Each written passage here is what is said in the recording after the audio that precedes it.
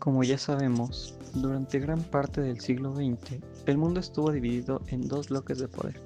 De un lado, Estados Unidos y sus aliados. Del otro, la Unión Soviética, el símbolo del comunismo y el autoritarismo estatal. Pero en diciembre de 1991, ese equilibrio cambió para siempre. La Unión Soviética, una superpotencia con más de 250 millones de habitantes y más de 15 repúblicas, dejó de existir. Pero, ¿cómo colapsa una potencia nuclear sin una guerra total? ¿Cómo se fragmenta una ideología que gobernó una sexta parte del planeta por más de 70 años? Para entenderlo, debemos retroceder en el tiempo y analizar las causas, los actores clave y las profundas consecuencias de este evento histórico. La URSS enfrentaba desde los años 70 una profunda crisis económica y social. La planificación centralizada ya no era capaz de sostener la producción ni abastecer a la población. En 1985, Mikhail Gorbachev llegó al poder como secretario general del Partido Comunista. Su visión reformista lo llevó a implementar dos políticas fundamentales, perestroika y glasnost, que son dos conceptos fundamentales que se generaron en esta época. Perestroika, que significa reestructuración, era un intento de reformar la economía soviética, introduciendo elementos de mercado, descentralización y eficiencia. Sin embargo, estas reformas se implementaron sin desmantelar el apartado burocrático, lo que provocó confusión, resistencia interna y empeoró la situación económica. Glasnost, por otro lado, significa apertura. Permitió mayor libertad de expresión y acceso a información crítica del sistema. Por primera vez, los ciudadanos soviéticos pudieron conocer los errores del régimen, desde la regresión estalinista hasta los desastres nucleares ocultos como Chernobyl. La guerra de Afganistán de 1979 a 1989 también tuvo un costo humano y financiero devastador. Fue considerada el Vietnam soviético, desacreditando aún más al régimen ante una población cada vez más escéptica. Mientras tanto, el nacionalismo creía en las repúblicas soviéticas, especialmente en los países bálticos, Ucrania y Georgia.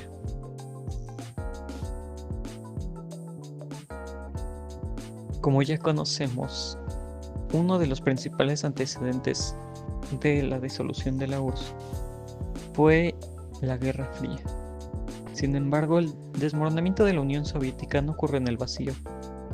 Fue una serie de procesos internos catalizados por los eventos externos que se desarrollaron en cadena. En 1980, en Polonia, el surgimiento del sindicato independiente Solidarność, liderado por Lech Walesa, desafía al régimen comunista. El movimiento recibe el respaldo moral del Papa Juan Pablo II, el apoyo encubierto de Occidente. La URSS, aunque observa con preocupación, no interviene militarmente como lo hizo en Hungría en 1956 o en Checoslovaquia en 1968. Este es uno de los primeros indicios de que algo ha cambiado. En 1985, Mikhail Gorbachev asciende al poder y lanza sus dos políticas principales, las cuales ya mencionamos anteriormente. Su intención era reformar el sistema para salvarlo, pero terminaría acelerando su caída. En 1986, el desastre nuclear de Chernobyl expone al mundo las fallas del sistema soviético. El encubrimiento inicial y la gestión desastrosa del accidente minan la confianza pública y aumentan las críticas internas. Glasnost comienza a usarse como una válvula de escape para el descontento social. En 1987, Gorbachev y Ronald Reagan firman el Tratado de INF, que elimina misiles nucleares de alcance intermedio. Este acuerdo marca el comienzo del desmantelamiento de la carrera armamentista, pero también revela el costo que había tenido la competencia militar para la economía soviética. En 1989, año decisivo en Europa del Este, los regímenes comunistas comienzan a caer en cascada. En noviembre, la caída del muro de Berlín simboliza el fin del dominio soviético en Europa. Aunque la URSS no interviene militarmente, su autoridad como potencia rectora del bloque comunista se desmorona. En 1990, Alemania se reunifica con el respaldo tanto de Estados Unidos como de la URSS. A cambio, Gorbachov recibe apoyo económico occidental. Sin embargo, internamente, las repúblicas soviéticas comienzan a declarar su soberanía. En junio, Rusia, la república más grande, se proclama superior a las leyes de la Unión, bajo el liderazgo de Boris Yeltsin. En 1991, en enero, tropas soviéticas intentan reprimir manifestaciones independentistas en Lituania, dejando muertos. El mundo observa con alarma. Lejos de frenar el impulso separatista, el uso de la fuerza debilita aún más la legitimidad de Moscú. En 1991, en agosto, sucede el intento de golpe de Estado de sectores conservadores del Partido Comunista. Buscan restaurar el control central. Fracasan gracias a la resistencia civil y a la figura de Yeltsin, quien aparece ante el mundo subido en un tanque frente al Parlamento ruso, defendiendo la democracia. El fracaso del golpe acelera la desintegración. En 1991, en diciembre, ocurren 3 fechas de lo más relevantes. El 8 de diciembre, en una reunión secreta en los bosques de Bielorrusia, los presidentes de Rusia, Ucrania y Bielorrusia firman el Acuerdo de Belavets, disolviendo la URSS y creando la Comunidad de los Estados Independientes. El 21 de diciembre, 11 repúblicas más se suman al acuerdo en la reunión de Almatá. El 25 de diciembre, Gorbachov renuncia. La bandera soviética es arriada del Kremlin por última vez.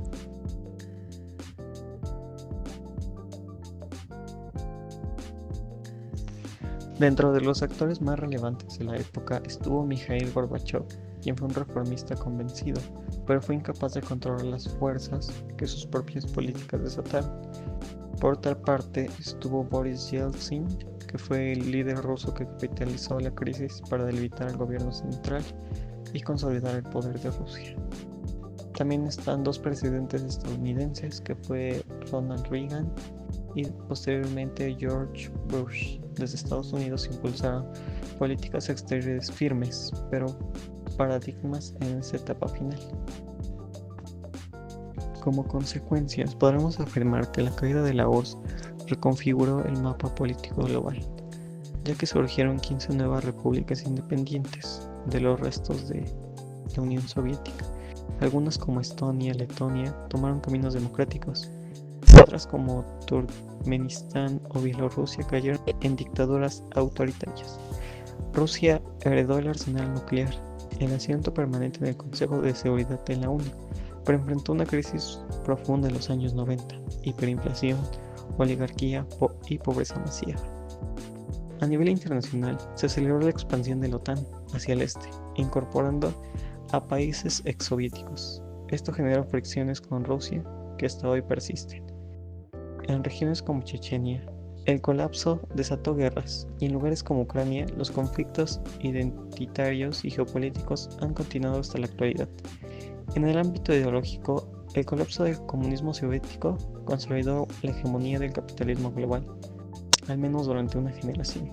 Como conclusión, podremos decir que la disolución de la Unión Soviética fue uno de los eventos más trascendentales del siglo XX.